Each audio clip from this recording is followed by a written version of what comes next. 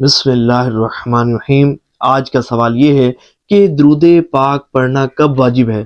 اور کیا حضور صلی اللہ علیہ وآلہ وسلم کا صفاتی نام لینے سے یا آقا کہنے سے یا رسول اللہ کہنے سے درود پاک پڑھنا واجب ہوگا، یا حضور صلی اللہ علیہ وآلہ وسلم کا پیارا پیارا نامی اسم گرامی محمد صلی اللہ علیہ وآلہ وسلم پڑھتے یا سنتے وقت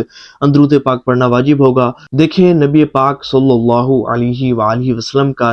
ذکر مبارک سنتے یا کرتے وقت درود پاک پڑھنا واجب ہے۔ اگر کسی مجلس میں بار بار آپ صلی اللہ علیہ وآلہ وسلم کا ذکر خیر ہو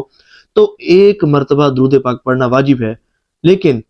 ہر بار جب بھی حضور صلی اللہ علیہ وآلہ وسلم کا نامی اسم گرامی سننے کا ہمیں شرف نصیب ہو، سعادت نصیب ہو، تو ہر بار درود پاک پڑھنا یہ مستحب ہے۔ اور اس میں ایک بات کا خاص خیال رکھے گا کہ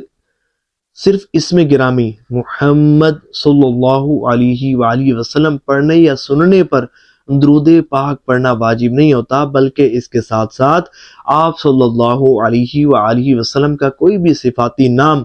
یا کوئی ایسا لفظ کہ جو آپ صلی اللہ علیہ وآلہ وسلم کے ذکر خیر پر دلالت کرے، تو اس کو پڑھتے یا سنتے وقت بھی درود پاک پڑھنا واجب ہوتا ہے۔